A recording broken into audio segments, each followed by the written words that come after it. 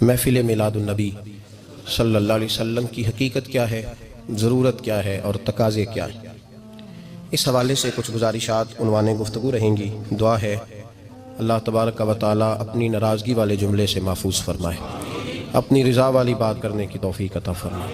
عزیز بھائیو، قرآن مجید فرقان حمید نے ارشاد فرمایا قل بفضل اللہ، اے محبوب آپ فرما دیں جب اللہ کا فضل ملے، وَبِرَحْمَتِهِ اور اس کی رحمت ملے، فَبِذَلِكَ فَلْيَفْرَحُوا تو انہیں چاہیے کہ خوشی کا اظہار کریں۔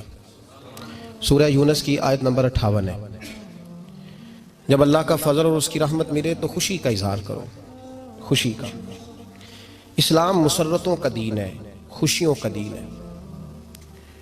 نبی پاک سید عالم صلی اللہ تعالیٰ علیہ وسلم کی مسکراہٹ کے اندر وہ حسن تھا کہ کائنات ساری حضور کی مسکراہٹ کی وجہ سے ہی مسکرا رہی ہے۔ حضرت جریر ابن عبداللہ رضی اللہ تعالیٰ عنہ حضور کے صحابی ہیں، وہ فرماتے ہیں کہ جب حضور مدینہ طیبہ تشریف لائے تو میں ملاقات کے لیے حاضر ہوا۔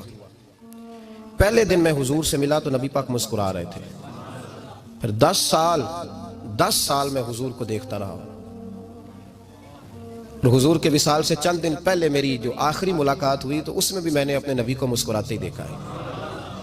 اور فاضل بریلوی رحمۃ اللہ تعالیٰ علیہ نے تو اس تخیل کا اور رنگ میں لیا ہے۔ وہ کہتے ہیں حضور کے مسکرانے سے ہی دنیا مسکراتی ہے۔ فرماتے ہیں جس کی تسکی سے روتے ہوئے ہنس پڑے۔ جب حضور ہلکا سا مسکراتے تھے تو رونے والوں کے دل بھی ٹھنڈے ہو جایا کرتے، غمزدہ لوگ مسکراتے تھے۔ حضور کی خوشیاں تقسیم کرتی تھی۔ نبی پاک صلی اللہ علیہ وسلم کا مسکرانا امت کے دلوں کو ٹھنڈا کرتا تھا۔ فرمایا جس کی تسکی سے روتے ہوئے ہنس پڑیں اس تبسم کی عادت پہ لاکھوں سلام۔ اور فرمایا یہ نہیں تھا کہ حضور بڑے تکلف سے مسکراتے تھے، حضور کی تو عادت تھی، اس تبسم کی عادت پہ لاکھوں سلام، مسکراتے رہنا، خوشی کا اظہار۔ اسلام بہت ساری چیزوں کا انسان کو پابند کرتا ہے، حدود و قیود میں رہنے کا حکم دیتا ہے۔ صحابہ کرام علیہم رضوان کے ہاں شادی کے موقع پر بارات لے کر کے جانے کا کوئی رواج نہیں تھا۔ حضرت عبد الرحمن ابن عوف رضی اللہ تعالیٰ عنہ جیسے مالدار لوگ بھی شادی کرتے ہیں تو نبی پاک کے بغیر بھی بارات چلی جاتی ہے۔ کوئی کانسیپٹ نہیں اس طرح کا کہ ڈھیروں بارات لے کے جائی جائے۔ حضرت عبد الرحمن ابن عوف کہتے ہیں میں حضور کی بارگاہ میں آیا تو سفید کپڑے پر پیلا زرد نشان تھا۔ حضور نے فرمایا کیا ہوا، یہ داغ کاہے کا؟ عرض کی حضور کل میں نے نکاح کیا تھا۔ تو محبوب نے جو ارشاد فرمایا اس میں فرمایا بڑی اچھی بات ہے، ولیمہ ضرور کرنا، چاہے ایک بکری ہی ذبح کرنا۔ بارات نہیں لے کے جائی جاتی تھی، ولیمے کا حکم دیا۔ اور بخاری میں نبی پاک نے یہ بھی فرمایا جب تمہیں کوئی ولیمے کی دعوت دے تو جایا کرو۔ اچھا، اب شادی کے موقع پر جو بارات لے کے جائی جاتی ہے تو اگرچہ حضور کی سنت نہیں لیکن اسے ہم حرام نہیں کہتے، اسے ہم ناجائز نہیں کہتے۔ ہم نہیں کہتے کہ یہ تو نے غلط کیا، اگرچہ لے جانا حضور سے ثابت اس مروجہ انداز میں ثابت نہیں اس طرح ہمارے ہاں جاتے ہیں، لیکن ہم پھر بھی اسے ناجائز۔ کسی صحابی نے اپنے بچے کی شادی پر اپنے گھر میں لائٹنگ نہیں کرائی، لیکن آپ کو دنیا کا کوئی عالم یہ فتویٰ نہیں دے سکتا کہ لائٹنگ کرانا حرام ہے۔ آپ شادی کے موقع پہ ساری گلی سجا لو، آپ ساری چھتوں پہ لائٹنگ کرا لو، کوئی آدمی یہ آپ کو فتویٰ نہیں دے سکتا کہ شادی کے موقع پر لائٹنگ کرانا جائز نہیں۔ کبھی سنا ہے آپ نے کسی سے؟ بولیے یہ جائز ہے، جائز پیسے ہیں تو ٹھیک۔ بلکہ میں اس سے آگے بڑھتا ہوں، اس سے تھوڑا اور آگے جاتا ہوں۔ حضرت عائشہ صدیقہ رضی اللہ تعالیٰ عنہ فرماتی ہیں میرا جو کمرہ تھا نا جس میں حضور کے ساتھ رہتی تھی اور ایک لمبا زندگی کا عرصہ گزارا، اس میں 3 آدمی سو سکتے تھے، چوتھے کے لیے جگہ ہی نہیں تھی، اور کچا تھا، کھجور کے تنے کھڑے کر کے اس پر کھجور کے پتوں کی چھت ڈالی گئی تھی۔ میں جب ہاتھ اٹھاتی تھی تو میرا ہاتھ اپنی چھت کو چھو جاتا تھا۔ یہ ہے سنت نبی پاک کی، یہ حضور کا طریقہ ہے۔ بتائیے پکے گھر میں، لینٹر والے گھر میں رہنا جائز کہ ناجائز؟ کیوں جی، حضور تو کچے مکان میں رہتے تھے، آپ نے کیسے پکا بنا لیا؟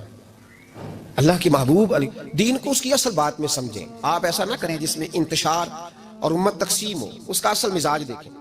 مہندی کے موقع پہ اگر کوئی آدمی 6 دیگیں دال چاول کی پکاتا ہے تو منع نہیں، جائز پیسوں سے پکائے۔ انہیں لائٹنگ لگوائی، کوئی منع نہیں، سارے محلے کو کھانا کھلایا، کوئی منع نہیں، بلکہ نبی پاک نے فرمایا بہترین مسلمان ہی وہ ہے جو سلام پہلے لے اور روٹی زیادہ کھلائے، تو بہترین مسلمان ہے۔ ناجائز کیا ہے؟ ناجائز ہے شادی کے موقع پر بینڈ باجا بجانا، اس میں رقص کرنا، اس میں بھنگڑے ڈالنا، عورتوں مردوں کا اختلاط ہونا، عورتوں کی مووی بنانا، یہ چیزیں ناجائز ہیں. تو جو ناجائز ہے اس پہ پابندی لگائی جائے گی، جو جائز ہے اس کے بارے میں یہ کہا جائے گا کہ بھائی احتیاط کی جائے، سنت کی طرف دیکھا جائے تو بہتر یہی ہے. لیکن اگر کوئی کسی آدمی کے پاس جائز پیسے ہوں، وہ 100 کنال کے گھر میں رہے، اگرچہ سنت یہ نہیں، اور یہ تو کوئی فتویٰ نہیں نہ دے سکتا کہ حرام ہے تیرا 100 کنال کے گھر میں رہنا، کہ ہے فتویٰ کہیں آپ نے سنا. تو ہمارے ہاں تکلیف کا معاملہ یہ ہے. دیکھیں میرے بھائی، کسی بھی صحابی نے، بڑے درد کے ساتھ بات کر رہا ہوں اور یہ میرا درد ہے، میں درد سے اپنے دل کو، اپنے ایمان کو حاضر ناظر کہہ کے بات کر رہا ہوں. امت بٹ جاتی ہے ہر موقع پہ یار، ہر جگہ تقسیم ہو رہی ہے امت مسلمہ. ہر روز کچھ نہ کچھ فتوے ایسے مل جاتے ہیں جس میں دراڑیں پڑتی ہیں. کسی صحابی نے کسی مسجد کے اندر اشتہار چھپوا کے اعلان کرا کے درس قرآن کرایا ہے کبھی؟ سیرت النبی کا جلسہ، ختم بخاری، مدرسے کا دستار فضیلت کا جلسہ، آپ نے اشتہار پڑھے ہیں نا؟ یہ سارے مکاتب فکر کے ہوتے ہیں کہ نہیں ہوتے؟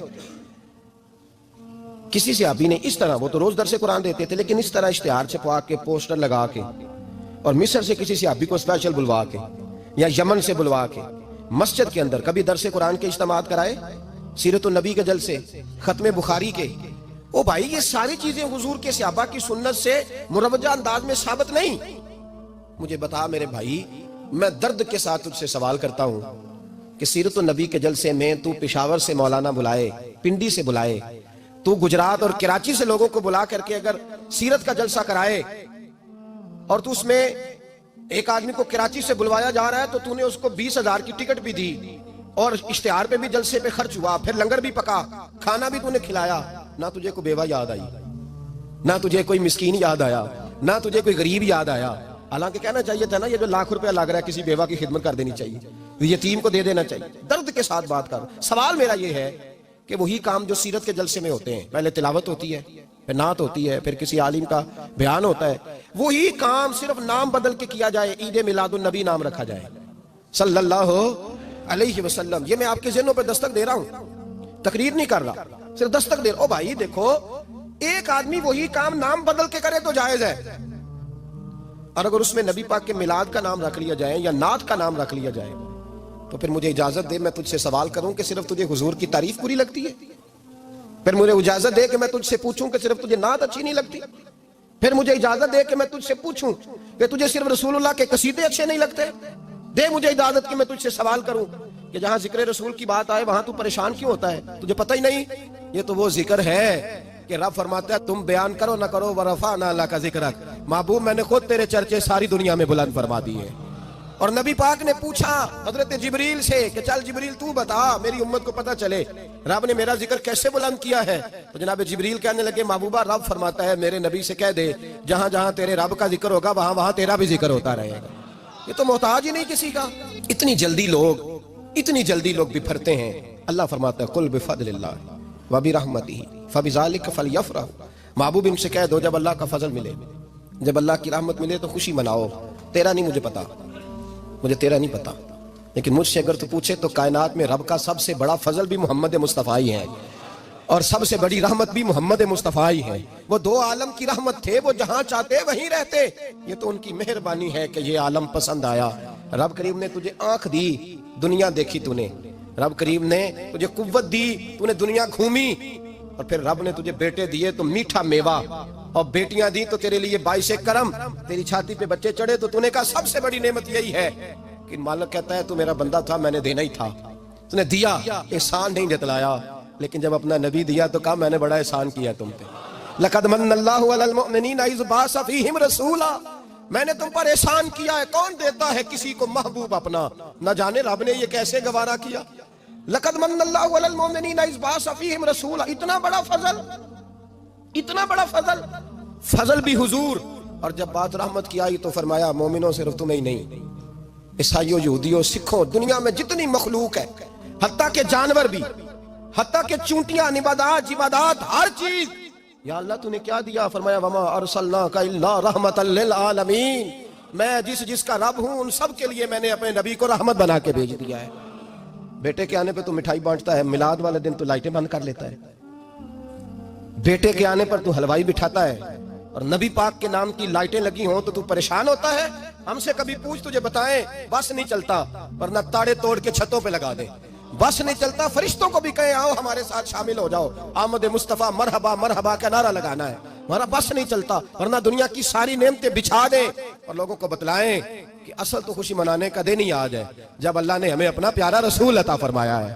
اور ہمارے امام تو کہتا ہے میلاد نہ کر، ہمارے امام نے تو کہا حشر تک ڈالیں گے ہم، حشر تک، یہ 2-4 دن کا تو پروگرام ہی نہیں ہمارا، حشر تک ڈالیں گے ہم پیدائش مولا کی دھوم، اور مثل فارس نجد کے کلے گراتے جائیں گے، خاک ہو جائیں عدو جل کر مگر ہم تو رضا، دم میں جب تک دم ہے ذکر ان کا سناتے جائیں گے۔ ہمارا تو 1-2 دن کا پروگرام ہی نہیں۔ اور پھر سنو کتنی بڑی نعمت ہے۔ حضرت عباس سے کسی نے کہا تھا اللہ کی سب سے بڑی نعمت، تو بخاری اٹھانا، فرمانے لگے محمد نعمت اللہ، بخاری ہے بخاری، فرمایا محمد اللہ کی سب سے بڑی نعمت ہے، صلی اللہ، یہ سب سے